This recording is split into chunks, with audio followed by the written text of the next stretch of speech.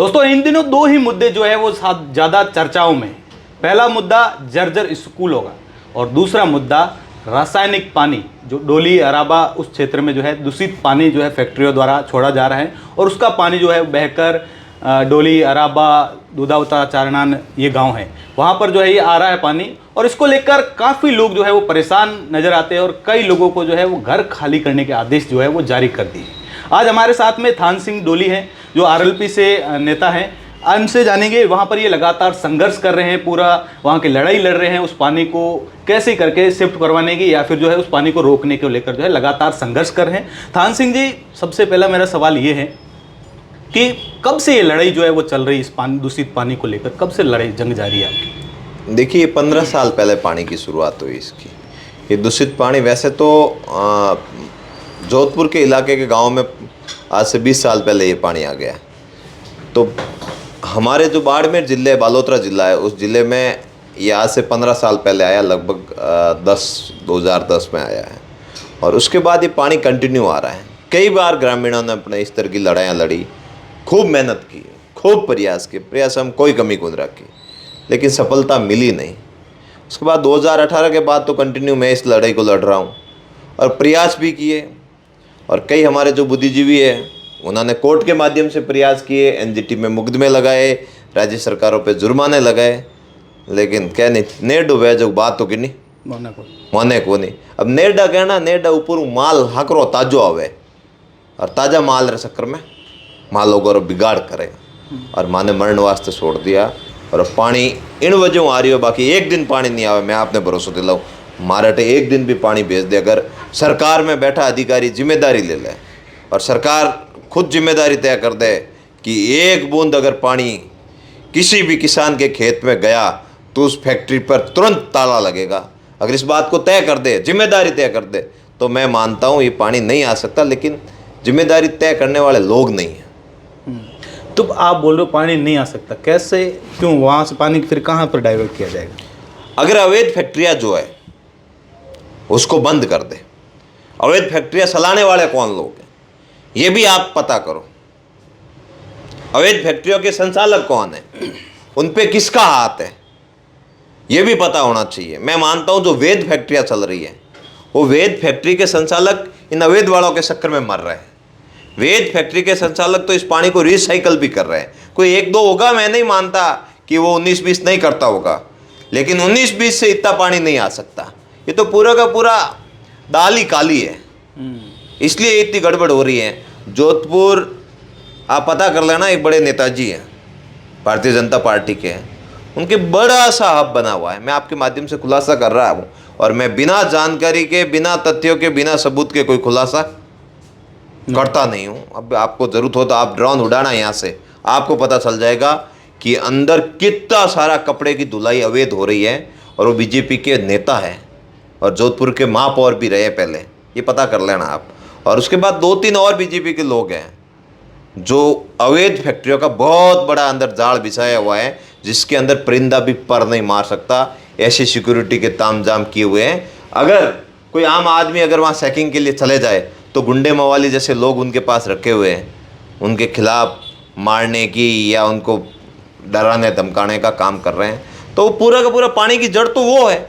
अगर अवैध फैक्ट्रियों पे कार्रवाई हो जाए पूर्ण रूप से अवैध फैक्ट्रियाँ बंद हो जाए, वैध को तो अपना लाइसेंस जिंदा रखना है, वैध फैक्ट्री संचालक को तो अपना लाइसेंस जिंदा रखना है। उसको पता है अगर मेरे करोड़ों रुपए लगे हुए हैं, मेरी 7 पीढ़ी के लिए ये मैंने प्रॉपर्टी बनाई है, ये व्यवसाय खड़ा किया है, तो अगर इसमें अगर 19-20 हो गया तो हमारे तकलीफ आ जाएगी, मेरी आने वाली पीढ़ियों को तकलीफ आ जाएगी। तो वो गलत काम नहीं करते। हाँ, हो सकता है कि फैक्ट्री संचालक 19-20 काम कर दे, लेकिन जो ये समस्या है, ये तकलीफ है, ये जड़ है जो पूरी की पूरी अवैध फैक्ट्री संचालकों की है। और उनके खिलाफ अगर नकेल कस दे ईमानदारी से, अपनी जिम्मेदारी तय करके, तो पानी ऑटोमेटिक ही कम पड़ जाएगा।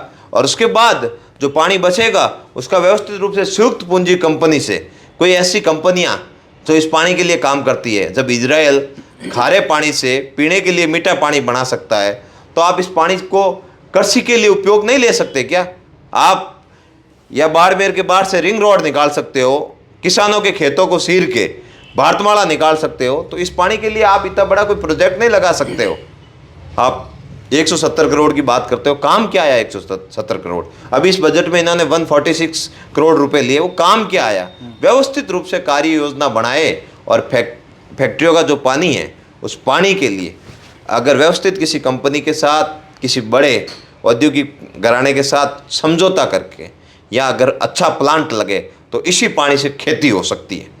अभी कुछ दिन पहले ही आप सब वहीं, आप भी मौजूद थे वहाँ पर, कि इस अंतिम संस्कार के लिए सब जो है वो रोड पर आप लोग बैठे हुए थे। क्या मुद्दा पूरा क्या था, उसके पीछे क्या वजह, क्यों शमशान घाट की भूमि भी पानी में जा चुकी? देखिए, राम और राज दोनों रूठ जाए तब ये दिन देखने पड़ते हैं। राम तो रूठ गया तब ये मानव रूपी आपदा हमें दी, राज रूठ गया तब इस आपदा का समाधान नहीं हो रहा है। आदमी जीते जी दुखी है, जीते जी मच्छरों से दुखी, नाना प्रकार की बीमारियों से दुखी, जीते जी अपनी उम्मीद का अपना आशियाना बना रहा है, और एक झटके में ये दूषित पानी आकर घर के चारों ओर जमा हो जाता है, घर के अंदर घुस जाता है और उसकी सारी की सारी उम्मीदें 1 मिनट में तबाह हो जाती हैं। तब मानसिक रूप से दुखी आदमी जीने की कम इच्छा हो जाती है, उसकी जीने की इच्छा खत्म हो जाती है। तो उस दौरान किसी आदमी की मृत्यु हो जाती है, और मृत्यु होने के बाद उस आदमी को ये लगता है कि मुझे जलाने के लिए भी जगह नहीं है। तो पीछे जो लोग बैठे हैं उन लोगों को लगा कि आज ये मर गया, इसकी मृत्यु हो गई और इसको जलाने के लिए जगह नहीं, कल हमारा नंबर आएगा, हमें भी मरने के बाद भी सही जगह नहीं मिलेगी। तब उस दिन परिवार वालों ने हिम्मत दिखाई, दलित समाज के लोगों ने। भील समाज हमेशा बलिदानी कौम रहा है। भीलों ने राणा प्रताप जी से लगाकर हर समय जब देश को ज़रूरत पड़ी तब लड़ाइयाँ लड़ी। उसी तरह हमारे गांव की लड़ाई को, हमारे एरिया की लड़ाई को भील समाज के लोगों ने आगे आकर उस लड़ाई को लड़ने का आह्वान किया, और इस दुख की घड़ी में भी उन्होंने मजबूती दिखाई और कहा कि भाई हमें ये लड़ाई लड़नी है, और गांव के लिए बॉडी लेकर धरने पर बैठ गए। मैं पाटोदी कार्यक्रम में था, पहुंच रहा था, मुझे कहा आप तुरंत आइए। मैं वहाँ पहुंचा, पहुंच के वहाँ हमारी मांगें थी, मांगों को रखा, तुरंत शमशान घाट के लिए ज़मीन चिन्हित करवाई। भील समाज के लिए, मेघवाल समाज के लिए, राजपुरोहित, रायका, दर्जी, सब समाज के लिए जो ज़मीनें थी, पहले वेद नहीं थी, अवैध थी ना, ज़मीनें कटी हुई नहीं थी, उसका तुरंत चिन्हित करवाई। उसके बाद स्कूल के लिए 3 दिन का समय लिया बजट स्वीकृत करवाने के लिए। हालांकि हमने 20-20 लाख रुपए समसा से शिक्षा के लिए जो योजना बनी समसा से पैसे मांगे थे, इन्होंने 8 लाख ही दिए, और 10 लाख हमने विधायक साहब से मांगे थे, विधायक साहब ने अभी तक फंड रिलीज़ नहीं किया है, और 10 लाख सांसद महोदय से मांगे थे, सांसद महोदय का भी फंड रिलीज़ हो जाए तो हमने कहा भाई बाकी के 20-1 लाख रुपए होंगे वो हम गांव वाले कर देंगे, तो 60-70 लाख में स्कूल का ढंग का निर्माण कर देंगे। वो भी मांग बन गई, और रास्तों के लिए प्रयास हो ही रहे हैं। जो बातें आपने आरएलपी सुप्रीमो हनुमान बेनीवाल को भी कॉल किया था उस समय, और इसका एक वीडियो भी सोशल मीडिया पर वायरल हो रहा है। क्या हनुमान जी ने तो मामला जब हाथ में लिया वहाँ से, उसके बाद ही तो इनके रोंगटे खड़े हुए प्रशासन के। बाकी मानते हो बीजेपी राज में ऐसे प्रशासन मान जाए? कभी नहीं। कई जगह देखा लाठीचार्ज करते हुए, कई नेता तो मिलने जाते हैं, उनको उठा के लेके आ जाते हैं। नहीं तो राज आप बोल रहे हो बीजेपी मान जाए, बीजेपी तो राज तो गहलोत कांग्रेस का भी रहा है, गहलोत सरकार भी रही है, अभी भजनलाल सरकार है, मांगे तो इसी में मानी गई है, पहले भी थी ना, तो वहाँ पर भी वादे तो हुई थी। वादे ही तो हुए, काम कहाँ हुआ? मैं तो उस दिन की बात कर रहा हूँ। हनुमान जी की अगर सेना का सदस्य नहीं होता तो कोई दूसरा होता तो ये छोड़ते नहीं उसको, और हनुमान बेनीवाल जी की वजह से ही वो सब बातें लिखित में दी गई जिन पे हमने बात की थी, जो बातें हमने उनके सामने रखी थी। क्योंकि ये पानी इनके बस का रोग नहीं है, इनके अंदर इतनी ताकत नहीं है जोधपुर से आने वाले पानी को रोक दे। विधायक जी आए तो मुझे लगा पॉजिटिव माहौल है। अब विधायक जी भी इस मामले में गांव वालों का परस्पर सहयोग लेकर इस मामले को ख़त्म करना चाह रहे हैं, कैसे न कैसे। लेकिन दूसरे दिन मंत्री जी का बयान आया तो फिर निराशा हाथ लग गई। नहीं, मंत्री जी ने बयान दिया कि बारिश का पानी आया तो उसे, बारिश का कहाँ का? नहीं, बारिश का भी बोला उन्होंने। आप मुझे पूछ रहे हो जोजरी नदी के बारे में बताओ, और मैं आपको संबल नदी के बारे में बताऊंगा, फिर मूर्ख कौन हुआ? जो तो सवाल स्वागत करने का पत्रकार महोदय ने सवाल क्वेश्चन किया बारिश का स्वागत नहीं।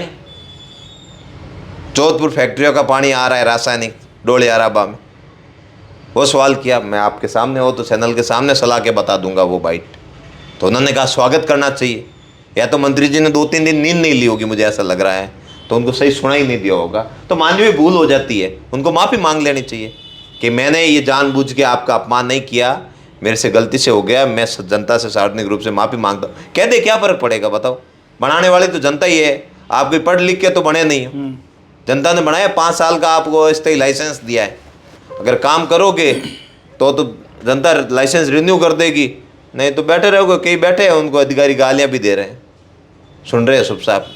तो कर्मों की सज़ा सबको भोगनी है।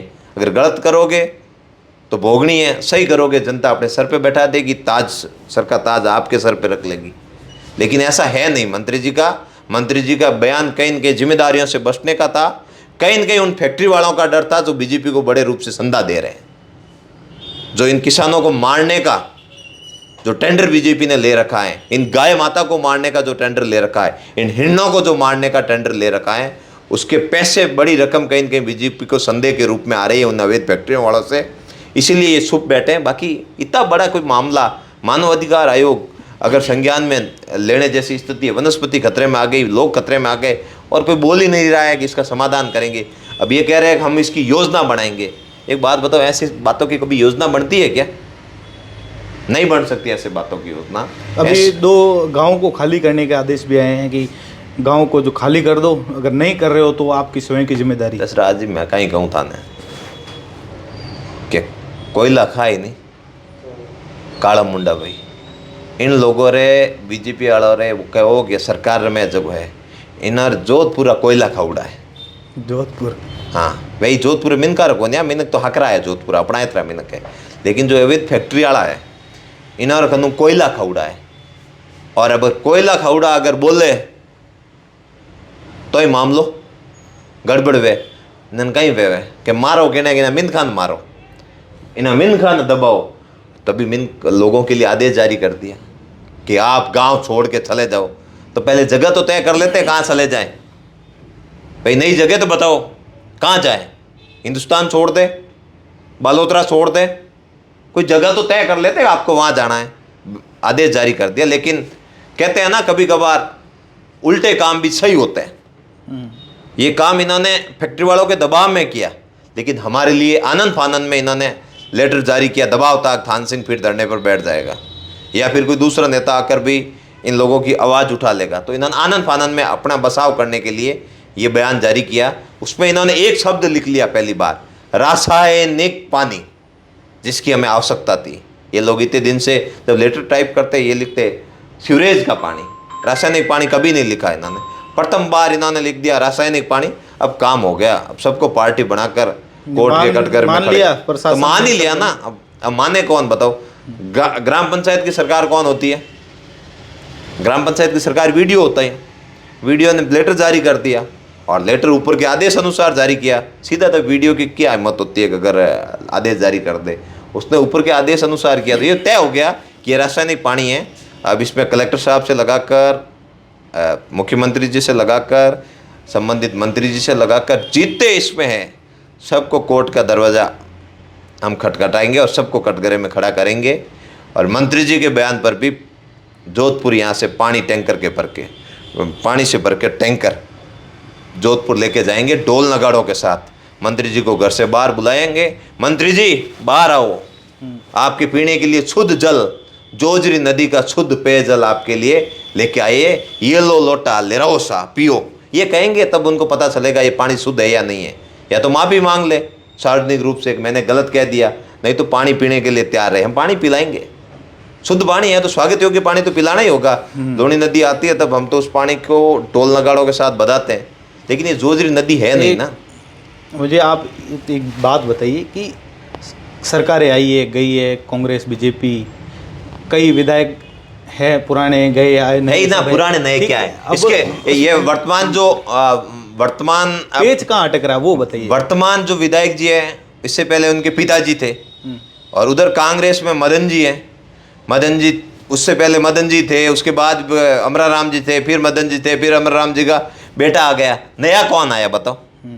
इनको तो कहा गया है कि अपन दोनों को मिल बांट के खाना है, तीसरा, आपने बयान में सुना नहीं, बात कर रहे थे तंवरजीत से, अधिकारी से बात कर रहे थे, तो आपने सुना नहीं कि अटे तो या तो अरुण रहे, इनके मदन रही, तीजो कुंड रही, क्या थान पट्टे का रउड़ो है तो यार बालोतरो पे, किसी का पट्टा थोड़ी है, जागीरी थोड़ी है, ये तो लोकतंत्र का पट्टा है, 5 साल के लिए मिलता है फिर चला जाता है। तो ये कहीं ना कहीं अंदर गठबंधन है। बाकी इतनी बड़ी 2000 बीघा जमीन बिकी बालोतरा की 2000 बीघा जमीन के पट्टे दे दिए नगर पालिका में। कांग्रेस और बीजेपी का टकराव था, बीजेपी में बोर्ड था बीजेपी का और एमएलए था कांग्रेस का, कार्रवाई क्यों नहीं हुई? अगर ये कह रहे थे जब चुनाव लड़ रहे थे भू माफिया वगैरह ऐसे बयान दे रहे थे विधायक जी, तो ये भू माफिया है तो इसको पूर्व विधायक जी को उठा के अंदर टिकाओ, या तो आप गलत हो, आपके अंदर हिम्मत नहीं है, आपके भी पिताजी के घोटाले खुल जाएंगे इसलिए बोल नहीं रहे, या फिर पूर्व विधायक जी, मुझे ऐसा लग रहा है दोनों का साठ गांठ है कि यहाँ कोई तीसरा नहीं आना चाहिए, इसलिए वो उस दिन देखो कई बार क्या है आदमी अपनी मस्ती में होता है तब सही बातें बोल देता है, तो विधायक जी अपनी मस्ती में थे तो सही बातें उन्होंने बता दी पूरी की पूरी कि पूर्व क्या तो अरुण रहे, इनके मदन जी रहे, दूजो कोई रहे को नहीं। मतलब इससे ये हो गया दोनों का बहुत तगड़ा गठबंधन है और दोनों के लोग जो है आसपास में वो लोग इतने तरीके से उन्होंने टैलेंट कर दिया कि तीसरा आए उसकी अफवाहें फैलाकर उसको यहाँ से भगा दो। राष्ट्रीय लोकतांत्रिक पार्टी के सिपाही होने के नाते हम मुद्दों की लड़ाई लड़ रहे हैं, हम व्यवस्थित लड़ाई लड़ रहे हैं। मैं वही बात कर रहा हूँ, आप मुद्दे की लड़ाई लड़ रहे हो, आप काफ़ी समय से इस मुद्दे की लड़ाई लड़ रहे हो, सरकार है, विधायक है, सारे सब मिलाकर इसका पेज कहाँ फंस रहा है? क्यों पानी रोक क्यों नहीं जा रहा? इसके पीछे है क्या, आखिर वजह क्या है? कहाँ जाकर आपकी बात रुक रही है? मेरी बात थोड़ी रुक रही है, रात तो उनकी रुक रही है। हाँ तो उनकी भी मेरी बात थोड़ी रुकती। मेरे पास राज होता तो मैं जोधपुर से पानी अंदर नहीं आने देता। 5 करोड़ का 1 साल का बजट होता है, हाथों हाथ लगा देता, वहाँ 3 लेयर के बांध खड़े कर देता। ये तो वादे हैं। क्या वादे क्या कर देता? मैंने तो पानी बांधा ही है ना। अभी 300 घरों को, 300 घर राजपुरों के, 300 घर बील, मेघवाड़, बिश्नोई और राजपुरों के बसाए और 300 घर उधर बिश्नोई के बसाए। 600 घर में पानी जा रहा था, उस पानी को हमने हमारे स्तर पर मेहनत करके बसा लिया। सरकार तो 7-8 दिन इधर उधर घूमी रही थी ना, क्या किया? मैं तो कर लूँगा और भी लाके दे बजट मुझे, विधायक साथ में आकर बैठे, 1 बूंद पानी नहीं आने दूंगा। पर 1 बूंद पानी नहीं आएगा फिर इनके बजट आना बंद हो जाएगा ना। तकलीफ पेश कहाँ फंस रहा है, समझ गया ना? सबसे बड़ा कौन? बोल दो आप ही। सबसे बड़ा कौन आपको ही मालूम है। वो इनके आना बंद हो जाएगा, समझे आप? अच्छा, इसलिए इसलिए ये लोग संवेदनशील नहीं है। लेकिन अब हो गया, आपने कर लिया, किया, हम आपको माफ़ कर लेंगे, हम आपको माफ़ कर लेंगे। लेकिन अब तो जागो।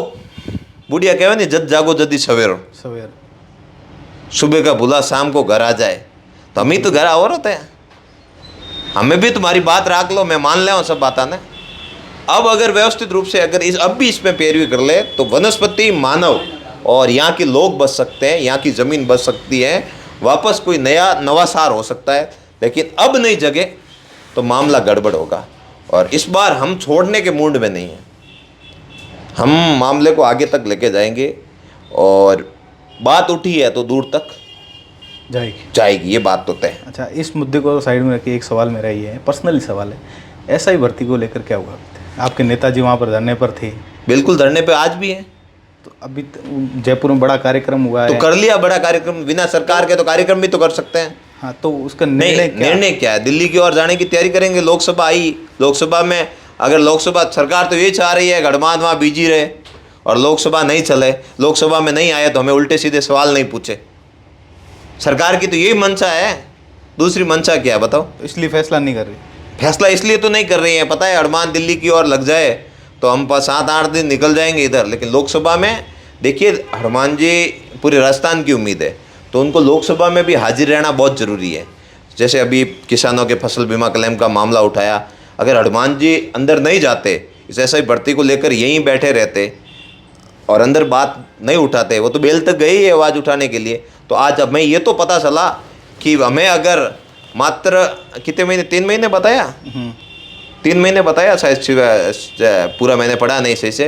अपने सिंचाई मंत्री जो कृषि मंत्री है अपने शिवराज सिंह जी चौहान ने बयान दिया कि भाई 3 महीने के अंदर था या कुछ ऐसा था कि किसानों को बीमा क्लेम कंपनियों को देना अनिवार्य है। अगर नहीं देगी तो 12% जो इंटरेस्ट है वो किसानों को देना पड़ेगा। और राज्य सरकार भी अपनी रिपोर्ट तय समय अनुसार नहीं बना के भेजेगी तो राज्य सरकार पे भी 12% ब्याज का जुर्माना लगेगा।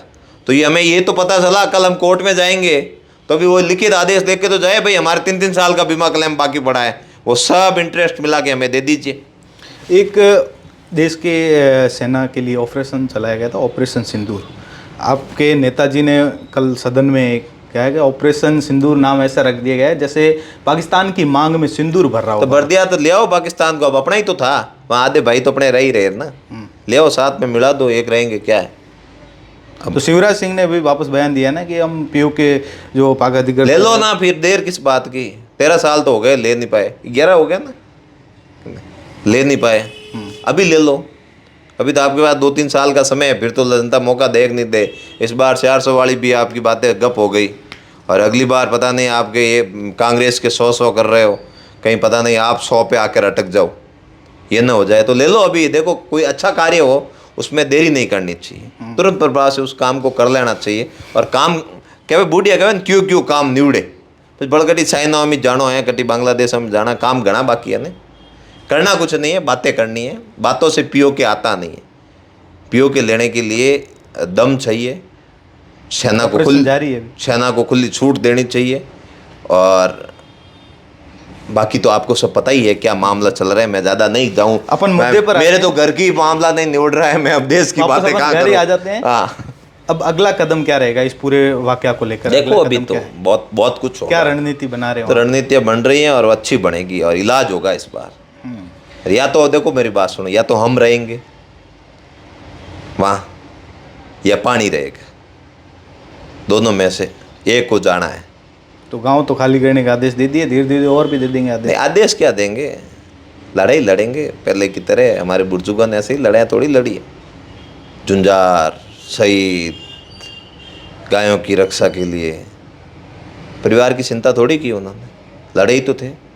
मातृभूमि को बसाना है, हमारी भूमि को बसाना है, लड़ाइयाँ लड़ेंगे, बहुत मजबूती से लड़ाई लड़ेंगे, हार नहीं मानेंगे, ये बात तो तय है। सरकार डराने का प्रयास करे, धमकाने का प्रयास करे, हम ये नहीं चाह रहे कि लोकतंत्र में विश्वास रखने वाले लोग हैं कि पहले ऐसा कोई कदम नहीं उठाए जिससे पूरा मामला बिगड़ जाए। हम चाह रहे हैं सरकार को छुड़ाएं, सरकार कुछ करे, इसलिए समय समय पर सता रहे हैं। बाकी हमें कहे स्वागत करे और हमारे उधर से गुजरे, पोल गोनी बड़ी। क्या क्या कहना चाहोगे नेताओं से, क्या कुछ अपील है? मैं सभी पार्टियों के नेताओं से, सभी जनप्रतिनिधियों से ये निवेदन करता हूँ कि हमारा समय है इस मामले में वहाँ के लोगों का सहयोग करने का। एक जब कहे यहाँ तक पानी आ गया तो आपके घर तक ये दूषित पानी कब आए इसकी कोई गारंटी नहीं है। अंग्रेज भारत में हाथों हाथ थोड़ी आए थे, धीरे धीरे करके हिंदुस्तान पे कब्जा किया था। इसी तरह ये अवैध घुसपैठी है। जब डोली अराबा ठेठ सालावाद से निकलने के बाद 70 किलोमीटर दूर सारलाई तक को सपेट में ले लिया, तो कल पटाऊ का भी नंबर आएगा, पचपदरा का भी आएगा, धीरे धीरे सबको सपेट में लेंगे और हम एक दूसरे से लड़ते रहेंगे। और ये लोग यही चाह रहे हैं कि आपस में लड़े और हम फ़ायदा उठाएं। मैं वहाँ के लोगों से, सभी लोगों से ये निवेदन करता हूँ कि इस लड़ाई में पानी कहाँ से निकलेगा, इसका क्या समाधान होगा, वो बाद में देखेंगे।